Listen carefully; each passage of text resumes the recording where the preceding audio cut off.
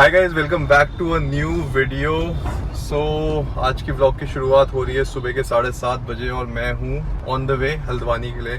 तो जैसे कि मैंने आपको लास्ट व्लॉग में बताया था, पापा का जो एक एक्सीडेंट हुआ था गांव में, तो पापा हॉस्पिटल में एडमिट है। तो मैं वहीं जा रहा हूँ क्योंकि आज पापा का डिस्चार्ज है। मतलब अच्छी खुशी की बात है कि डिस्चार्ज हो रहा है, बट हमें अभी हल्द्वानी में और एक हफ्ता रहना पड़ेगा ऑलमोस्ट, क्योंकि डॉक्टर ने बोला है, अभी वो एडवाइस नहीं कर रहे पापा को कि ट्रैवल कर सके।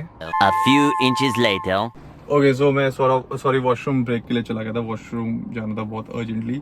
सो मैं बता रहा था कि अभी हल्द्वानी जा रहा हूँ जैसे कि मैं, और पापा डिस्चार्ज हो रहे हैं, बट हमें हल्द्वानी में ही रहना पड़ेगा एक और हफ्ते के लिए, बिकॉज डॉक्टर ने अभी पापा को बोला है कि अभी ट्रैवल मत करो, मतलब लॉन्ग डिस्टेंस ट्रैवल मत करो। और उसके बीच में दो या तीन बार आई थिंक उनकी ड्रेसिंग भी चेंज होनी है ऑल्टरनेट डेज पे। मतलब है अभी कुछ दिन और है पापा जब तक वापस घर आएंगे। सो मैं जा रहा हूँ, अभी एक हफ्ते हम वहीं रहेंगे। बाकी सुबह निकल गया था मैं 6:30 बजे के अराउंड, और अभी 7:30 7:37 हो गए ऑलमोस्ट। सो मैं पहुंच चुका हूँ यहाँ गजरौला के पास, जहाँ पे तड़का ढाबा है, जहाँ पे हम लोग यूजुअली रुकते हैं जब भी हम हल्द्वानी या नैनीताल जा रहे होते हैं, तो यहाँ जरूर रुकते हैं।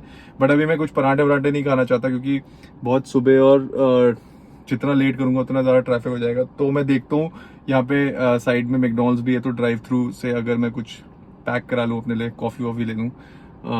बस अब निकलते हैं, और बहुत ही सही मौसम हो रहा है। ऐसा हल्का सा वो नहीं होता ठंड से पहले, ऐसा हल्का सा फॉगी होने लग जाता है। सो वो सब हो रहा है, और बढ़िया रास्ता है, खाली रास्ता मिल रहा है अभी तो फिलहाल। बाकी जल्दी पहुंचते हैं और फिर पापा और मम्मी से आपको मिलवाते हैं। सो ये रहा मैकडॉनल्ड्स और ये रहा ड्राइव थ्रू। सो फटाफट यहाँ से कुछ लेते हैं और फिर अपनी मंजिल की तरफ चलते हैं, क्योंकि ज्यादा देर रुकेंगे तो फिर टाइम वेस्ट होगा। तो कुछ ऐड कराएंगे आप? किसमें? कॉफी आइसक्रीम में? नहीं कुछ नहीं चाहिए। ठीक है सर। ओके, आपके ऑर्डर का टोटल अमाउंट है 379 है, शूट पे करना है। Thank you. सो ऑर्डर कर दिया इनके पास। वेज मैक मफिन बर्गर था नहीं, कोई चीज बर्गर आया बोल रहे थे, तो चीज बर्गर कर दिया ऑर्डर विद सम, क्या कहते हैं, cold coffee.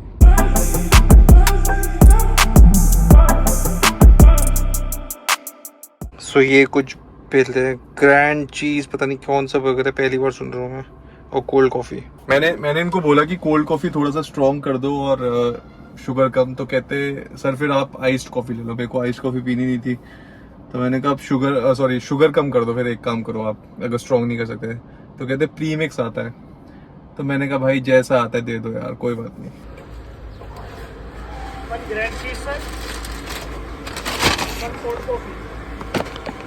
Thank you ji. Straw दे दोगे? थैंक यू भाई। मेरा ऑर्डर तो इतनी फटाफट दे दिया। 741 पे ऑर्डर दिया था मैंने, 753 पे मेरे को मेरा ऑर्डर मिला, क्योंकि इससे पहले भीड़ लगी हुई थी बहुत ज्यादा। है मेरा ऑर्डर तो फटाफट आ गया। पता नहीं इससे पहले वालों ने क्या ऑर्डर कर रखा था जो इनका ऑर्डर ही नहीं आया था। एनीवेज ले लिया है ये था, मतलब सॉरी ड्रिंक, और ये रही स्ट्रॉ, और निकल चुके हैं। कोल्ड कॉफी पी के देखता हूँ कैसी, कितनी मीठी है इनकी।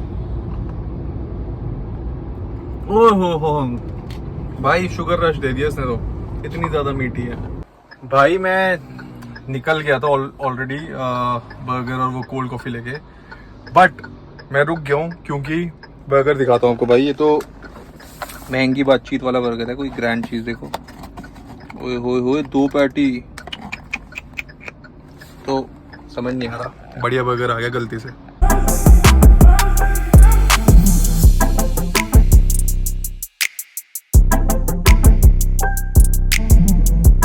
बहुत बर्गर है भाई, बहुत सही। दूसरा बर्गर सस्ता था, इन्होंने महंगा चेप दिया मुझे, ऐसा लग रहा है।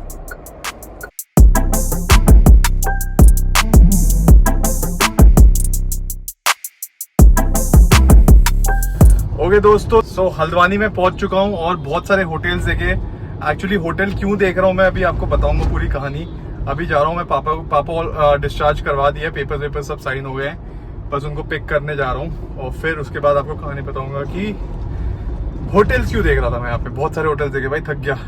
मतलब 1 बज गया, मैं ऑलमोस्ट 10:30 बजे पहुंच गया था हल्द्वानी, 10 साढ़े 10 बजे। निकला हल्द्वानी के कुछ नज़ारे, और ये वाला हॉस्पिटल है जहाँ पापा को एडमिट किया था, ये वाला हॉस्पिटल है। ब्रिजलाल।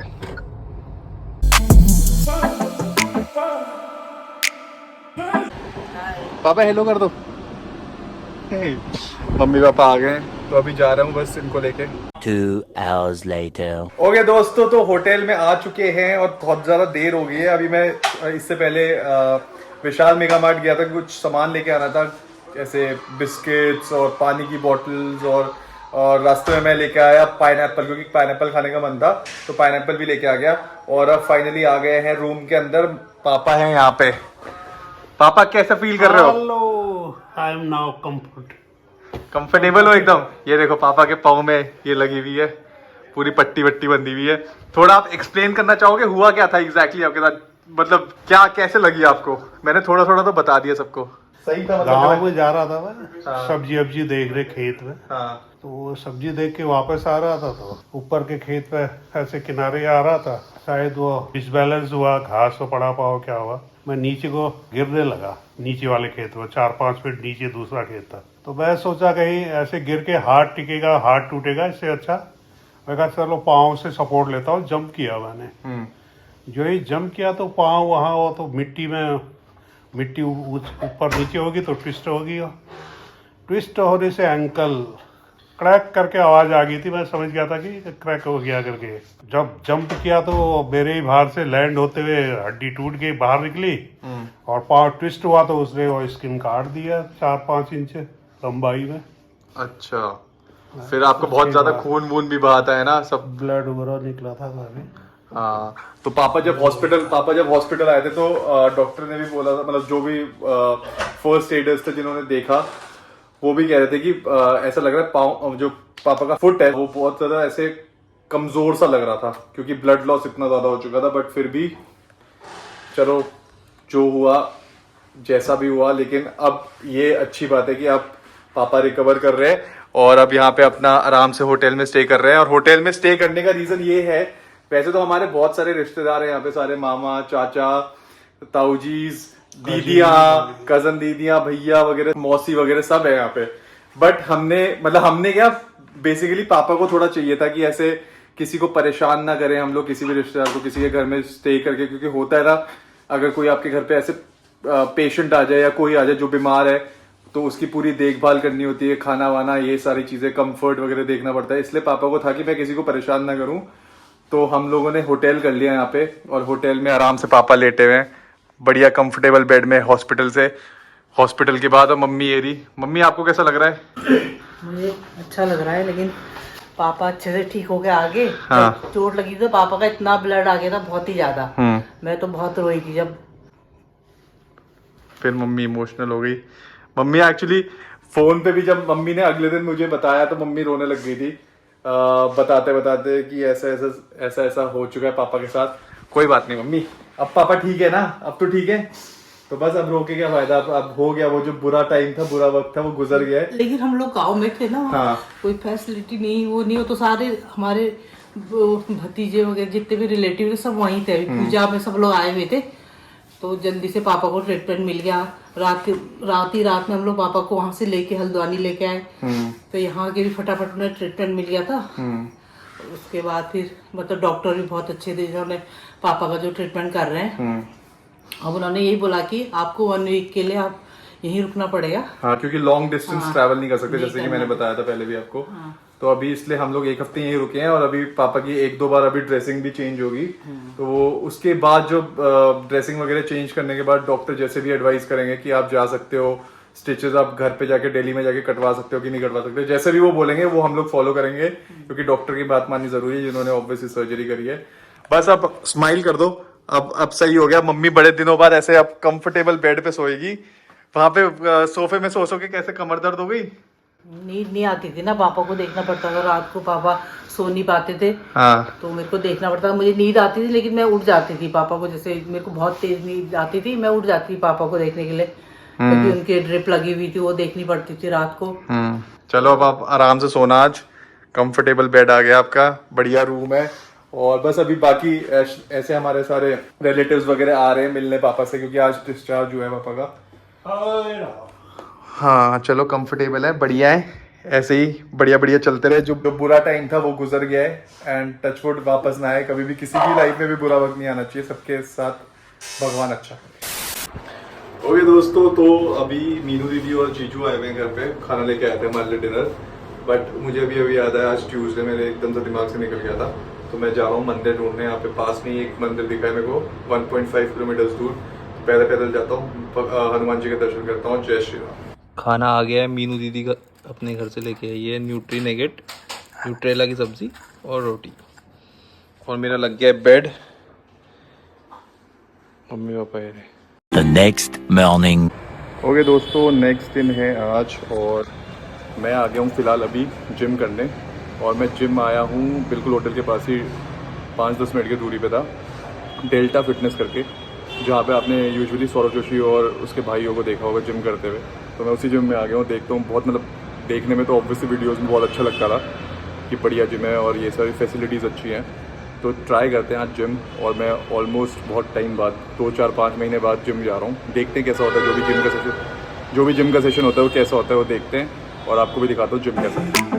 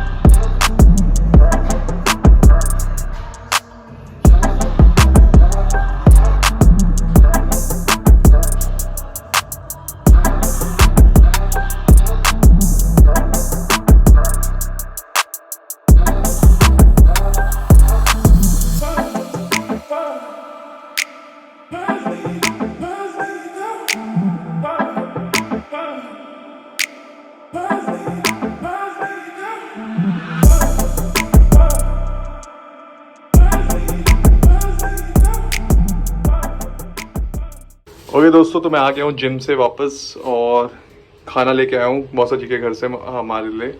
और जिम कैसा था वो सब मैं आपको इन्फॉर्मेशन अभी थोड़ी देर में दूंगा। The next day. तो टाइम हो गया पापा को हॉस्पिटल ले जाने का, क्योंकि उनकी ड्रेसिंग चेंज होनी है। तो मैं जा रहा हूँ पहले अपॉइंटमेंट लेने।